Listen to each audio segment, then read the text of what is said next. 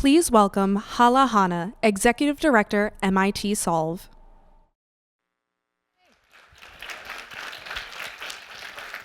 Welcome back.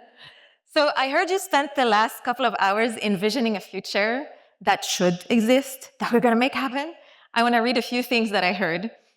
What if we lived in a world of abundance, of experiential learning, of belonging, of deep human connection rather than loneliness, of exploration rather than disconnection, of positive deviance, of tending to the soil rather than extracting oil? There's a lot more. But these conversations and the mornings made me feel like it's absolutely possible. We're going to make it happen. And you really exceeded my expectations, overachievers, with the connections. You got like a long list. So I'm going to mention 3 amazing ones that will last way beyond this day. Ethan from Adaptive Readers and Perkins are working. If Ethan, you're here, wave. Well, you're working to reach 100% of learners, 100%, by broadening access to voice, text, braille, and more. Maria, Fundación Educación Tripulantes, and Tanya, OLAB, combining forces to create communities for women across Colombia. And Colton Onkuchai, Hosea, and of Kumi Connect, and Tom, Gyre AI, working on sustainable and sovereign indigenous data centers. We got, woo! Awesome! Yes! Thank you. Thank you so much for giving of your time, your soul, your talent today.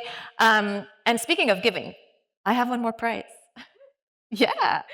So it's the Andan Foundation Alumni Award for Excellence in Refugee Inclusion. And it goes to 2 alumni solvers. As Shelley said, once a solver, always a solver. And they'll each receive $25,000. It's Hello World from 2021 and Humans in the Loop of the class of 2020. Yay! In absentia, congratulations. Should we tell Humans in the Loop to change their name? This morning. Really remember, once a solver, always a solver. I hope I'll be saying your names many, many more times over. Anyway, to close out the day, we have 4 fun segments before the reception, and we're going to hear from solvers, philanthropists, funders, artists, to address from different angles what it is that we need if we want agency over tech, or tech on tap rather than on top, like Audrey said. What does this moment really ask of us? So let's hear our speakers. Are you ready? Are you ready? Yeah. Thank you. And now, please welcome Emily Jacoby, co-founder and executive director, Awana Digital, Samantha Johnson, founder and CEO, Tatum Robotics, and moderator, Taewi Kars, senior program officer, MIT Solve, to the stage.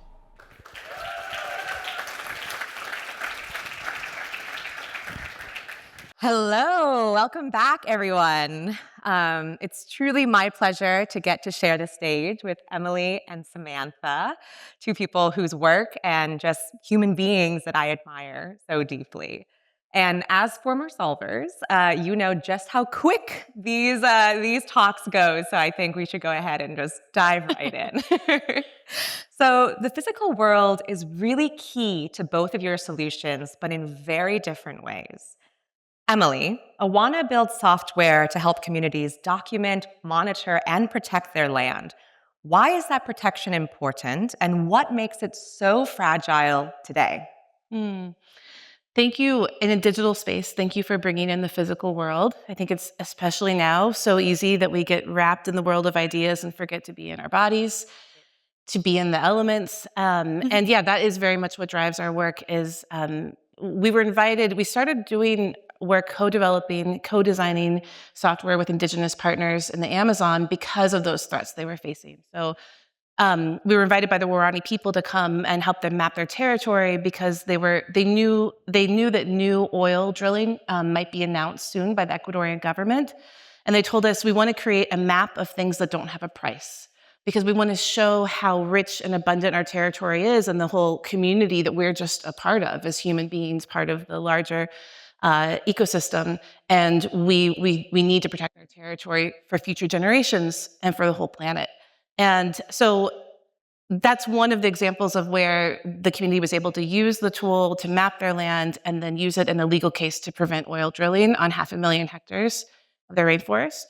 But those threats are happening everywhere. So across the Amazon, across sub-Saharan Africa, here on Turtle Island in North America, oil pipelines going through not just tribal lands, but also agricultural lands and forests and so on.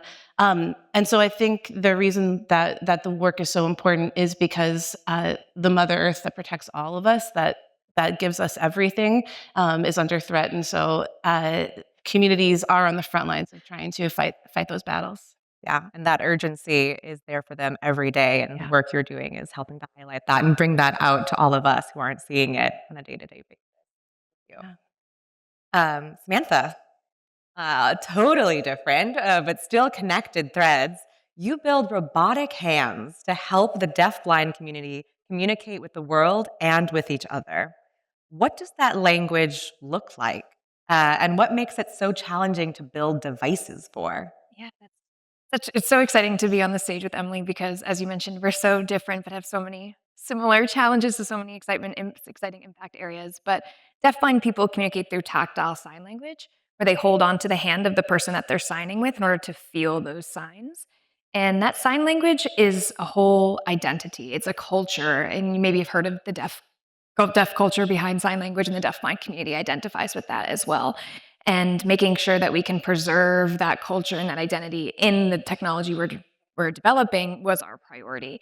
And as we were developing this technology, we're creating, in a way, the most collaborative robotic hand we could, because deafblind people need to be in constant interaction with it. And as somebody, I started this as my master's thesis, and I was a bioengineering student, and I think that was really important that I was not a skilled roboticist, because I didn't bring in any of these preconceived notions of what a robot is and what it should do and how to build it. Instead, I could go into it asking deafblind people, what should this do? What should it be? How should it function? And as a result, I was able to create a technology that is purposeful and really is able to embody what they're looking for in assistive technology. Yeah, I think this thread of the physical world is so present. We said there are this distance sort of between the work that you're doing, but as we were just discussing a little bit ago, I think this thread and this core of the physical world, but also the inner world of really centering the autonomy and dignity of the folks that you're working with just comes through so clear. So thank you both so much for that. As I mentioned, you are Solver alums. Both of you have seen really big milestones since you've been selected by Solve. Emily, you've reached your 10-year anniversary already. Amazing growth there. Tell us how many people, how many communities your platform is being used by now. Yeah, so 10 years ago was the first iteration of our tool. It's called MapBeo. And it was actually first called MapBeo Sabo by our Warani partners using it for that first major legal victory in Ecuador. And when I became a solver in 2021, we were working mostly in the Western Amazon with partners, and a few other people around the world had downloaded the app from like the Google Android Play Store. Now, over the past 10 years, communities, we've had over 13,000 users in 90 countries. Wow. We actually only know a fraction of those, and we know the full story, but with a smaller subset in 30 different regions, kind of areas, community organizations have used it to map, monitor, and protect over 17 million hectares of critical landscapes. Amazing. Yeah. And just to give you some context, 17 million hectares is approximately the size of actually the state where I live, Wisconsin, or the country of Uruguay. So really vast territories that our partners are using the tool. And significantly, since becoming a solver, we actually made a new version of the tool called CoMapBeo that is now being expanded beyond the Amazon. Yeah. And alongside those hectares protected, what would you say is your other big success that you look back on these past 10 years? Our partners have had so many successes, but I think what our going back to the autonomy question, our tool is built on the principles of indigenous data sovereignty. And what's been really amazing, for example, a group in Kenya that began using our tool to protect their territory has now regained their land rights to part of that territory and has trained other groups. So they've now trained half a dozen other groups in East Africa. So just seeing the ways that a local victory can lead to then local groups supporting others on that peer-to-peer network. I think for environmental defense, that's how it's going to have to happen is groups learning and working with each other. And I feel like that's the biggest success. Yeah, I love that. There's that physical metric of success. And again, that really relational community metric. Samantha, you started delivering production models to clients in the last 8 months after a lot of groundwork on your part. How many are out there in the world right now, and how much is there a network effect from the broader deployment? Yeah, it's been really exciting. We were doing R&D for many, many, many years, and mainly because we wanted to do it right and make sure that this technology we're developing really captures the spectrum of deafblindness. Not one deafblind person is like all others. We wanted to ensure that we had customizations in place. And we actually just launched our product earlier this year, and we have about 20 out in the world right now.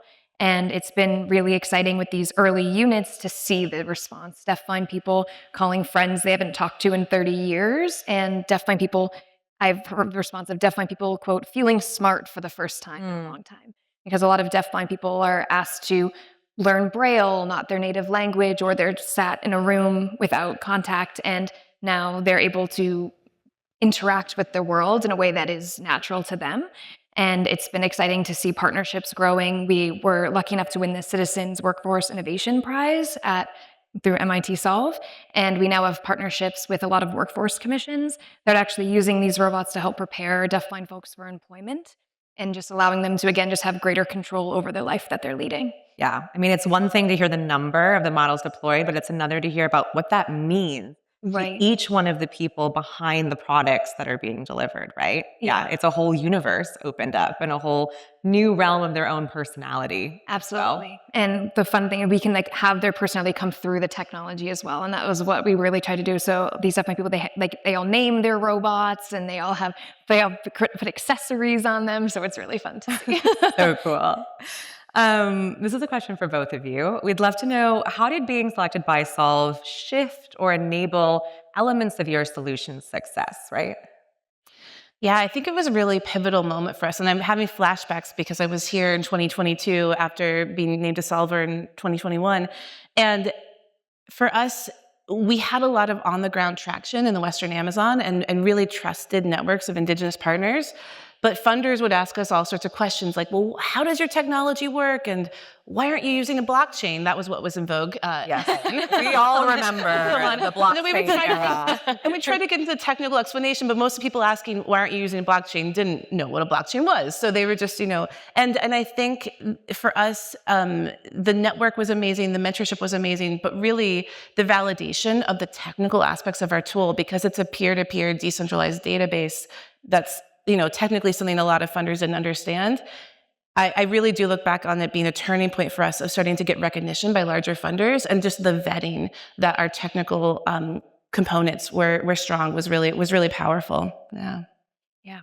And I feel that's so exciting to hear. And it was funny, we were talking, a few years ago, how much can change. We actually, last year, we weren't able to have Solve at MIT. So it's so exciting that everyone's able to come together today, and the conversations that even I've been listening to, I'm sure you've all had your own inspiring conversations. But when we became a Solver just last year, we hadn't launched any technologies, and our technology is helping deafblind people learn literacy and engage in communication. And we were forming a lot of these educational partnerships at the very beginning, and we weren't really sure what that partnership should mean. What metrics should we be looking at? Who should we be talking to in these rooms? What would drive impact most? And through mentorship through other solvers, I think that was really our cohort. We were so lucky to have such a great connection with each other and so many synergies that we were able to answer a lot of these questions and allow us to form these partnerships and get the technology out so much sooner, and with the customizations and the impact metrics needed to allow it to keep growing. Yeah. And both of you, when you entered into the SOLVE program, you were just so ready, right? You were so ready to take on what needed to be taken on and grab all those resources. So it's been a pleasure to be just a small part of your incredible journey. Well, the clock is counting down as it always does, to head us off. What's next for both of you in your work? What can we get excited about and celebrate with you and anticipate? Yeah, well, I think again, there was this pivotal moment when we did join MIT Solve and kind of started to expand and scale our work. And so, just in the past few weeks, we've had folks, our team members in Solomon Islands and Indonesia, and Peru, Colombia, and Brazil with workshops with growing numbers of partners. So we're really expanding to beyond the Amazon, but still within the Amazon, but expanding to other areas where indigenous lands are under threats, and working with new communities and connecting them to each other. Yeah. We're in the point right now that we're figuring out a way to allow deafblind people to actually, right now deafblind people aren't paying for it, but there's this bureaucracy process they have to go through, which is very long. And we're actually hopefully finalizing a partnership that would allow deafblind people to access this at no cost with no wait. They could really just request it and gain it through one of these partnerships. And this partnership was actually rooted in the support of like a friendship hotline. Deafblind people, we've given a lot of these deafblind people's phones, and sometimes they don't have anybody to call. They're like, I don't know anybody. Who am I to call? And so we formed this partnership kind of surrounded by this connectivity of kinship, and that would hopefully allow deafblind people to just connect more with the world, and also just provide infinitely more robots out into the world, and hopefully just allow the partnerships to grow outside of the US as well. Incredible. Well, I truly can't wait to stay connected and see what comes next for the communities that you guys are serving. So thank you so much for the work you do, for the people you are, and for spending time with us today. Thank you. Thank you.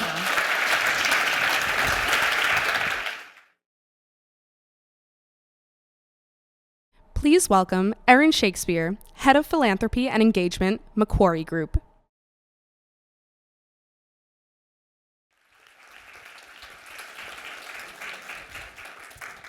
Good afternoon. So I'm Erin from Macquarie Foundation. I met a few of you earlier today, so it's great to see you out in the audience. And I run philanthropy and engagement for Macquarie Group Foundation.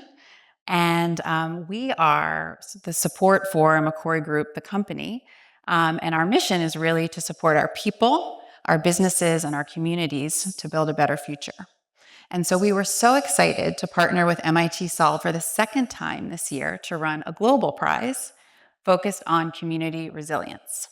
So we have a $1 million pool, and we went to look for tech-enabled solutions in 3 important markets for us: Brazil, Australia, and the Pacific Islands. Macquarie is headquartered in Australia, and those other 2 markets are also very important for us. We're growing in LATAM. And we had 192 applications come in, which was great. We beat our goal. And after a very solid vetting process, our judges selected 6 amazing winners. And I'm here to announce them today. So without further ado, the winners of the Macquarie Community Resilience Prize are, we have Citizens of the Reef in Australia, in the Great Barrier Reef. We have Engineers Without Borders. Working with the Circular Solar Resilience Hub. We have Action Aid in Vanuatu, working with a really cool program. We have Fixum Sola, RAX Intelligence Irrigation, also in Brazil, and Instituto de Codifica, working with a project called Retratos das Enchentes. And if you're from Brazil, I'm sorry about that accent, but it basically means portraits of the floods. So these are our 6 winners, and we are really excited about them. And I actually got to tell them on a Zoom last week. And I'm just going to show you that video when they found out that they won.